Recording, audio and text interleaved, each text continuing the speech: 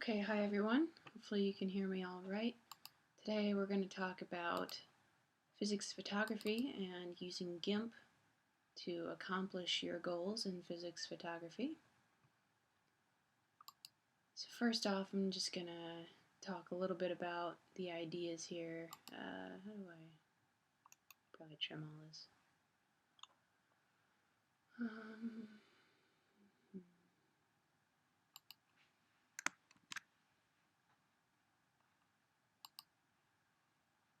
There we go.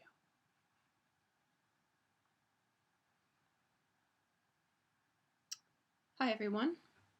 Today we're going to talk about physics photography, and the subject of this lecture is going to be cloning multiple images into a single frame where you're going to track the motion of a single object. Now I'm going to talk about two things in this lecture. One is going to be the basic idea of how we're going to layer photos onto themselves, and we're going to do that in GIMP. If you don't already have GIMP, you can go to the GIMP website and download the most recent version. I'm currently running 2.8, but I think there may be a version that is more updated than that. Either one should work. They still have the clone tool and everything, so go ahead and download GIMP if you haven't already. We're also going to talk about contriving a good setup. So it's easy enough to go ahead and clone things in GIMP, but if your pictures that you're cloning together are not well taken, then you're going to have some problems. So we're going to talk about some different ways to address issues as they come up. So once you've got your pictures, you're ready to clone them together in GIMP. Now the first thing you're going to do is open all of the pictures you want to clone together in GIMP. Then you're going to pick one of those photos as your base photo. Any one should work because they're all in the same frame.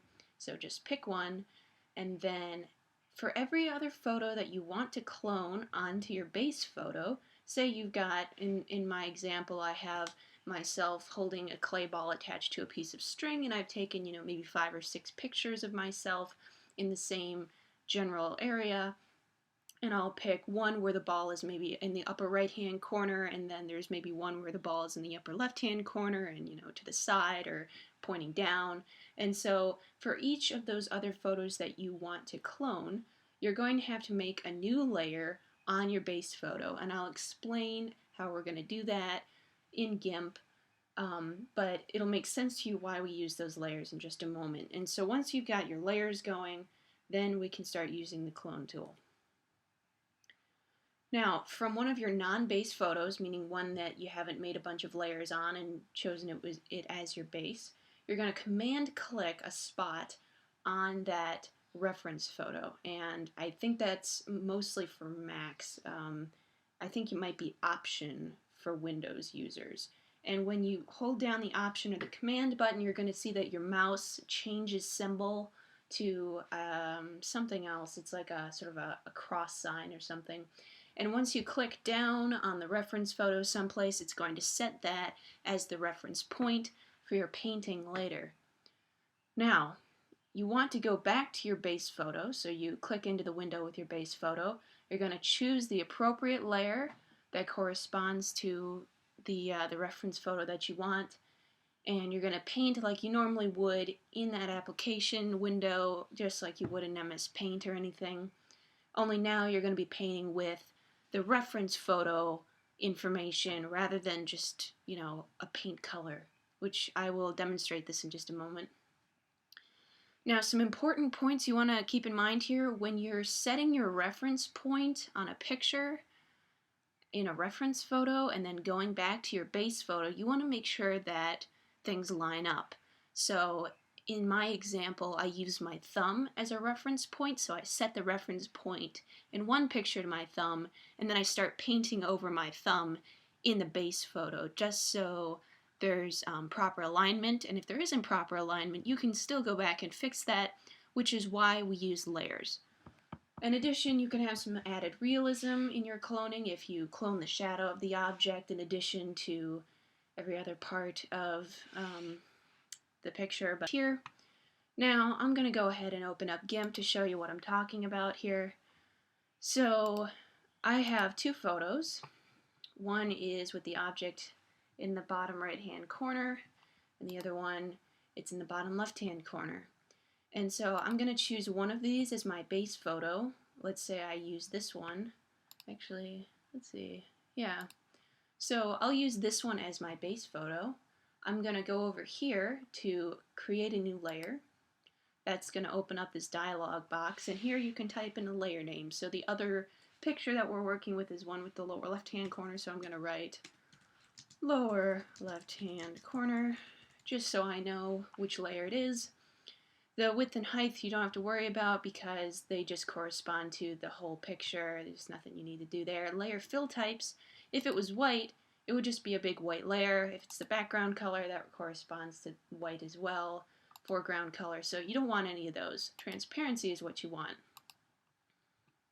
So now you can see our new layer has been created. It's on top of the base layer. Okay, so we've got our layer that's going to correspond to this picture. Now what we want to do is use the clone tool. And over here in your toolbox, you can see the clone tool looks like a little stamp. You're going to click the clone tool, and for some reason my GIMP likes to start off with a paintbrush. That doesn't really make any sense, but yeah. So you're going to want your brush tool to look something like this. You can change the size of the brush tool so it's a little bit bigger and easier to paint with. Now, I'm going to go to a reference photo, and I'm going to zoom in on my thumb right there. Then I'm going to hold down Command, and okay, there we go. And now you can see that the symbol of the mouse has changed to like what looks to be kind of like a plus sign with the middle missing. So we're going to click down, and now you can see the reference point has been set.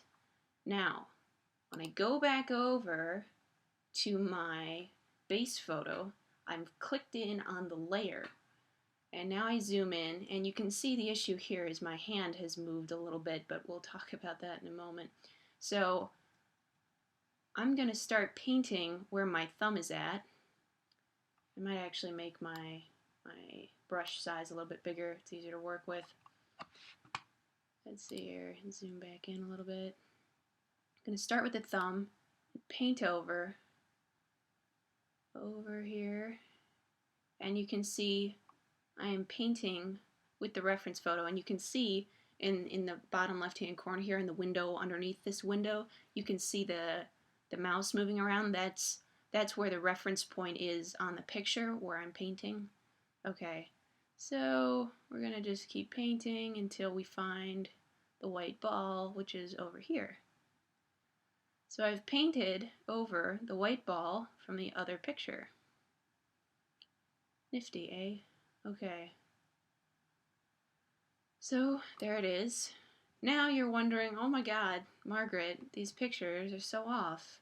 You know, look, there's like 2 buttons there, my hand looks all different, and this is just hideous. This is not, you know, magnum opus material.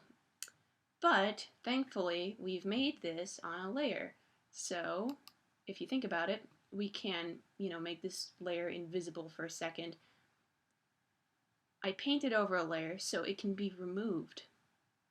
This means that when we make the layer visible again, we can go ahead and pick up our eraser tool and make that a little bit bigger, and where we see some sort of strange inconsistencies, we can go in and sort of erase part of this layer, as part of the painting from this layer, and make our painting, make our extra layer here look a little bit more like it's part of the picture. Now, you know, this is not going to be perfect, and it's going to require some careful editing on your part to make it look good, but that's the general idea. And that's why we use layers, because you can edit things a little bit nicer without having to, say, delete your base layer by mistake. And I could sit here and mess with this all day, but that's really not the point of this. But you get the idea. There are some other things you can do with layers. For example, you can actually move the whole layer. So you can use this move tool up here and then choose move the active layer. And now that we've clicked in on this lower left hand corner layer, we can pick it up and move it over. And the resolution on this picture is so big that it takes it a really long time to load, but in a moment it should. Yeah, now you can see I've moved the entire layer with the ball over, and you can see all this weird like painted stuff that is brought in, and you could go in here and delete all of that and do all your editing as necessary. So that's the great thing about layers, and that's why we use them. Okay, what are some other problems? Is it loading? There's some other problems we can run into. Like I said, you want to choose your reference point very carefully for good results.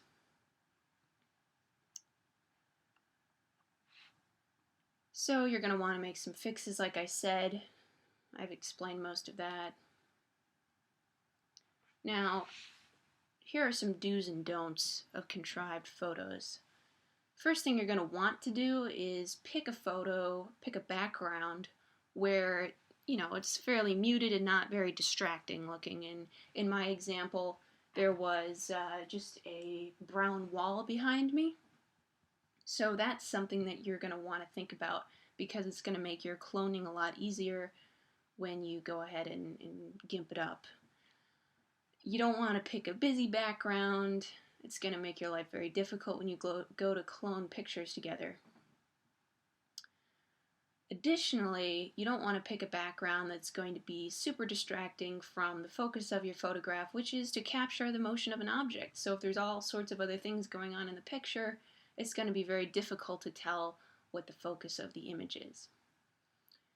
And the other very difficult thing to do, and this is like easier said than done, is to stand very still or try to keep everything in your picture extremely still except for the object of interest. And that was where the problem with my hand and body being shifted over a little bit in each of those pictures is I shifted around a little bit in the frame. So when you go to clone, things are not going to line up so well, and it's going to require a lot more careful fixes at the end. So if you want to save yourself a lot of grief and aggravation, try and make sure you stay very still in your pictures, if you're even in them. Okay, so that's, all well and good, but there's some other problems with taking pictures, especially high-speed physics photography. So in the example of the ball was moving so fast that all we saw was basically a blur. And maybe you don't want that. Most people don't. So the blur may be related to a number of variables having to do with your camera and your camera settings, and we're going to talk about some 3 major components that may affect your photography, which is aperture setting, f-stops, and shutter speed. The aperture setting on a camera affects the size of the hole through which the picture is taken, through which light will hit the sensor. So as the aperture gets smaller, less light will be able to hit the sensor of the camera, and you're going to get darker images. F-stops, on the other hand, will change the depth of field in your image. This would be important if you're taking pictures of something moving horizontally, because you want detail while, say a ball is flying towards you. You want to take a high detail picture of the ball far away and up close in a very short amount of time. So you might need an f-stop that's much larger to have a larger depth of field, to have things that are very far away and up close in focus. Your shutter speed is going to affect how long the shutter is open to collect information from the outside. And when you've got an object moving very fast, you really only want that shutter to be open just barely long enough that you can capture the picture without the ball moving that much, because if the ball moves while the shutter is open, you're going to get a blurred effect. Now, there's some weird stuff that happens when you make the shutter speed super fast. If the shutter is open for a very short amount of time, there's less exposure time on the sensor with regard to the light. So you're going to want to make sure that your aperture is larger, meaning more light is going to hit the sensor in a given amount of time if your shutter speed is extremely fast. There's some more detail about this at this website. I found that to be very useful. There are some good examples there if you want to look at that. So like I said before, you want a fast shutter speed, but with such a small shutter speed, you're not going to get enough light in the camera. You're going to want to increase your aperture setting, or, as in my case, I decided to set up an external light source. And there's plenty of different ways you could do this. And I also want to point out that if you're taking pictures outside, you want to be very cautious of the time that it takes you to take individual pictures of motion, because as the sun travels across the sky, the lighting in a given area is going to change over time.